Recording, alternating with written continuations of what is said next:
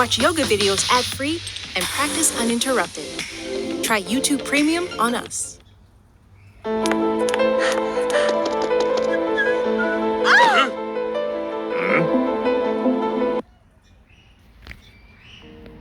The sole existence, let alone construction, of these star structures is almost beyond our comprehension. As you saw, they are found everywhere across our realm, with undeviating geometric consistency. A wondrous impossibility. Perhaps they had some kind of technology that allowed them to view huge areas of land from above while planning and building. They were never forts. That is a fairy tale invented by our controllers. The stunning geometric precision and symmetry of the star structures would most likely have functioned to enhance the power of the generators and to etherize the water, or turn the water into living, energized water. We can see from comparing some of these ruined sites, and some left a little more intact, that water would have been present throughout the structure.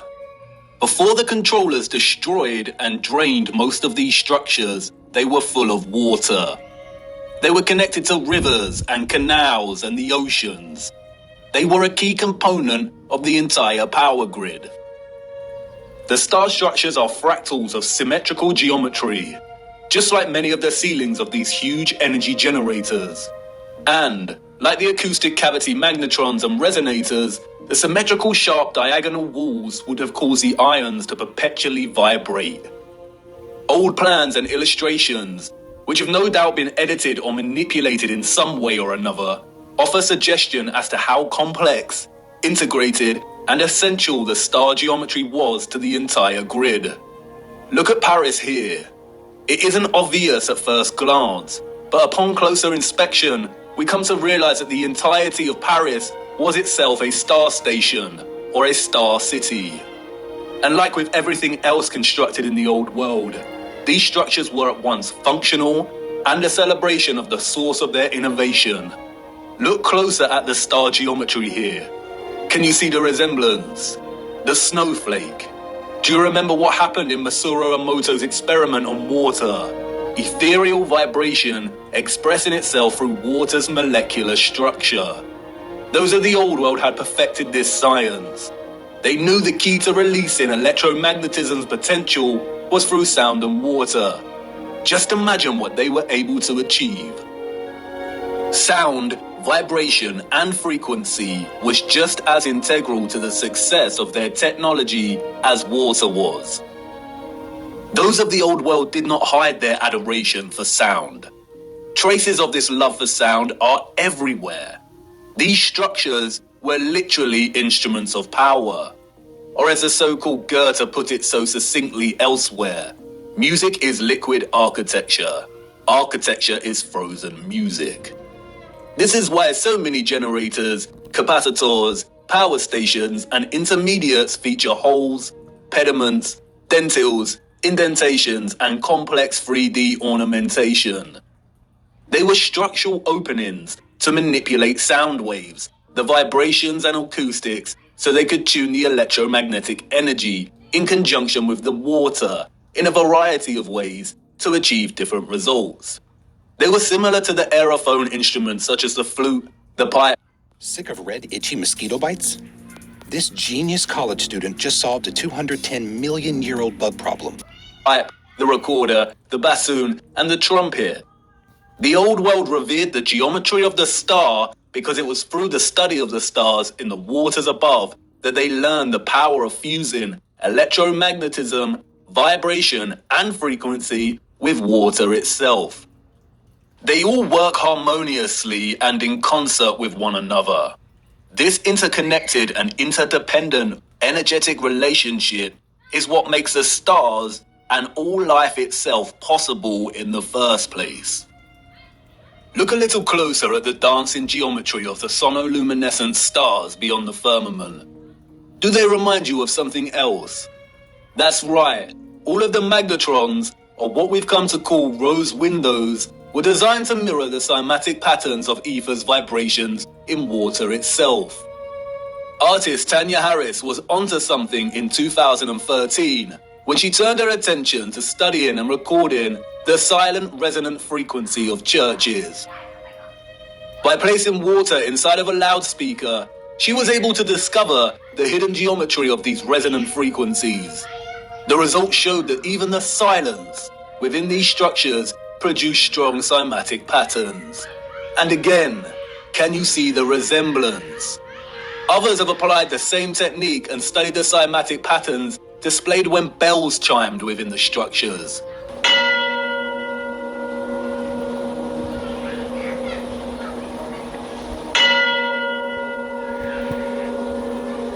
Look at the patterns. Magnetrons.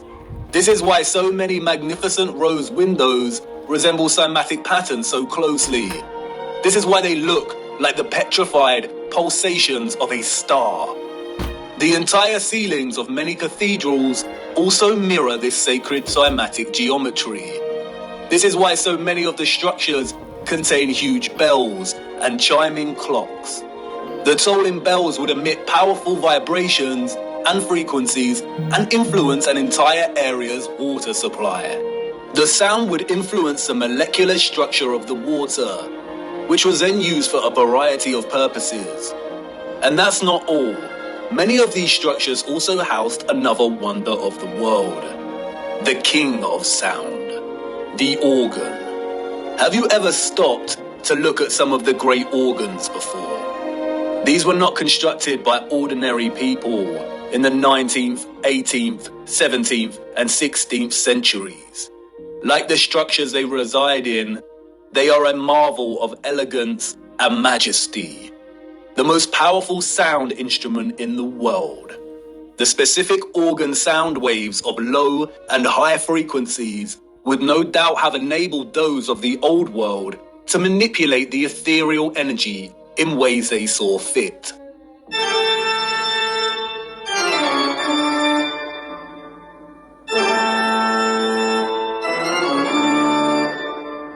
The magnetron rose windows that would not have contained glass would amplify these sound waves, which in turn would influence the molecular structure and properties of the etherized living water. Organs would have had multiple uses, perhaps providing entire towns with specific resonant frequencies for good health and prosperity. The specific functions of the organ have been deliberately hidden and withheld from our knowledge. Interestingly, the official history states that the first organs of the world were water organs, in which the power source pushing the air is derived by water from a natural source or by a manual pump. No doubt a deceptive half-truth disguising the instrument's true interaction with water. And like I said before, most of these structures had areas nearby to store and hold large quantities of water. Many of the structures feature underground cavities or huge cisterns, some of which have been drained and some kept intact. Sometimes the cistern was located apart from and outside of the structure. The controllers have redesignated many of these areas as Roman baths. That's why Bath Cathedral in England is located right next to the Roman baths. The water was also stored in red brick power stations, capacitors, or water towers. Open rectangular sites, reservoirs, wells, and step wells. This is why step wells were constructed with precise geometric patterns. Again, the symmetrical structures here work to encourage oscillation or vibration of the ions. They kept the water electromagnetically charged, and the aqueducts and viaducts would have worked in a similar fashion. It is likely that a lot of the huge electromagnets we see scattered across our realm would have actually straddled passing water, much like we see on the Volga-Don Canal, even though it's unlikely that the Volga Arch is original, and that many roads themselves were constructed during the Great Reset. It is likely that the inheritors of the 19th century were instructed to drain and fill many of the tributaries that once carried water. That's why we see drained castle moats and star stations. Perhaps that's what a lot of the surplus mud we see during this period was used for. Perhaps a lot of homes and buildings were constructed with underground chambers to store their own personal supply of living water, and these areas were destroyed, filled in, and forever hidden with vast amounts of mud during the 19th century. The use of electromagnetism, sound waves, and water would have had endless applications and uses in the old world, most of which we will never know about. But many structural remains do offer a lot of clues. The abundance of remarkable and impossible stately homes, halls, and manors found throughout our realm all point to the mass-scale farming practices of the old world. We travel miles to marvel at their beauty and grandeur. But more impressive than the structures themselves are their gardens and water gardens. We have the Palace of Versailles, Schwetzingen Palace, the Royal Palace of Caserta, Nymphenburg Palace, Herrenhausen Palace. Even today, they still retain much of their splendor and brilliance. But it's when we look at some of the old plans of these areas that we realize just how otherworldly these sites were. They were never constructed to house the elite. They were the farms of old. Look at the gardens. They are cymatic gardens. Even from these old illustrated plans, we can see just how gargantuous these farms were. Microcosmic grid systems, suggestive of the entire larger power grid itself. The cymatic gardens were likely grids cultivated with sound and the living water to grow food, herbs, and who knows what else. Even contemporary scientists openly acknowledge that sound waves strongly influence the growth of fruit, vegetables, and crops. And to this day, some of these structures retain a lot of their glory when viewed from above. The Palace of Versailles, a wondrous geometric marvel, a collection of impossible structures, extraordinary cymatic gardens, and water systems. Let's venture closer into the Palace of Versailles and have a look. Hold on now. Wait, what? This is not the Palace of Versailles. I really need to fix this thing. It's been acting up a lot lately. Where are we? Wait a minute.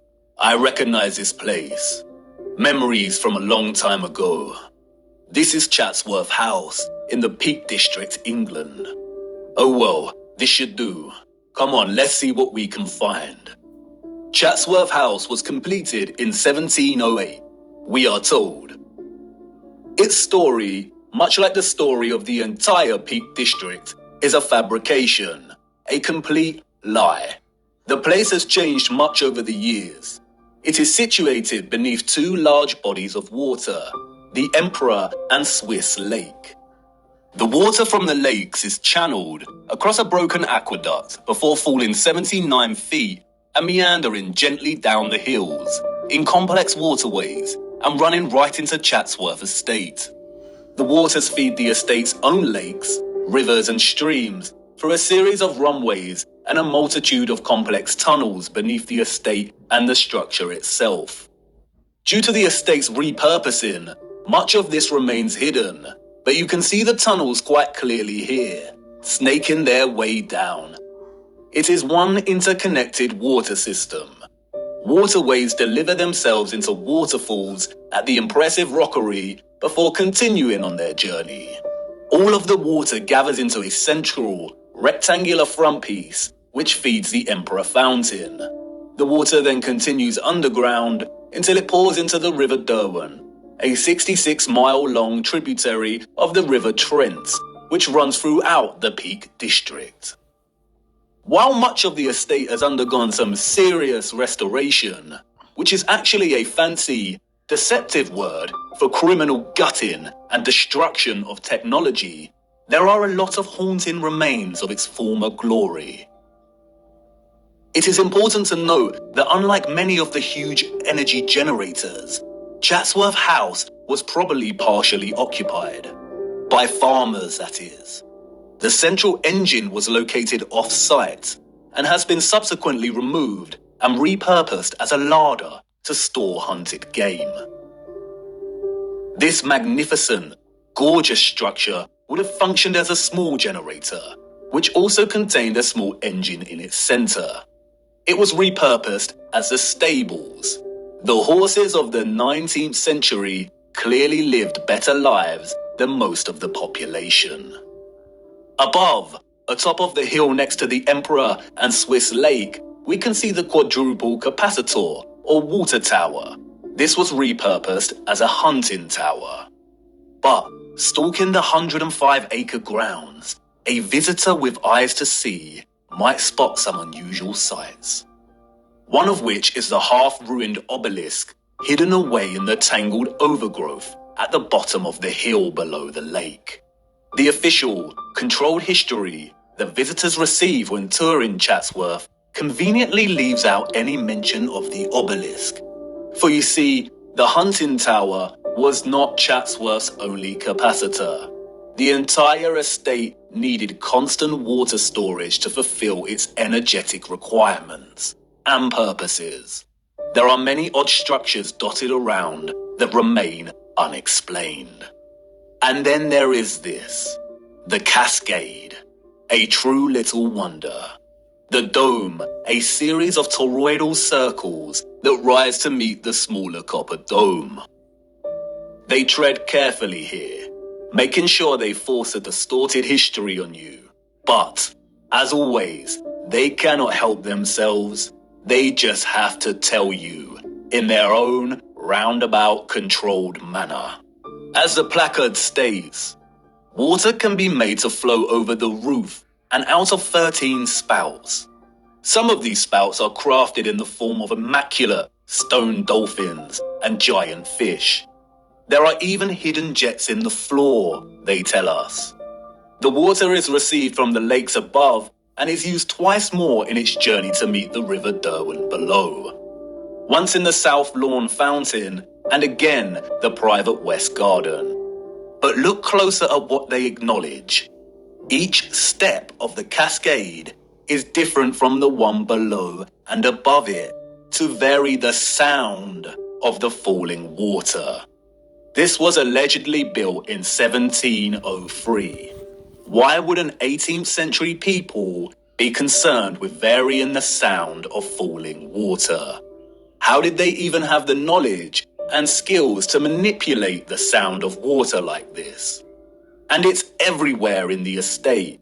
The waterways, streams, and rivers all meander gently down to rest briefly at ponds and lakes before continuing their journey toward the River Derwent. Their journey is one of such splendid sounds.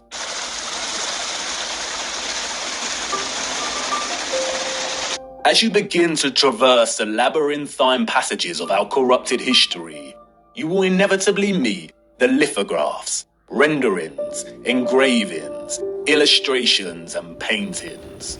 How easy it is to lie when there is no photographic or visual evidence, just artistic interpretation. We would never accept illustrations as reliable sources of information today. So why do we accept them as historically accurate? And while these are not to be trusted, devoting some time to browsing their particulars can yield some interesting insights. For instance, the fountain here looks wildly out of proportion. Did it used to jet water more powerfully? And some would claim artistic exaggeration. But if you dig a little deeper, you come to learn that the original Emperor fountain, constructed in 1843, was able to jet water at a height of 296 feet. What? How? This is the 19th century we're talking about. And like I said,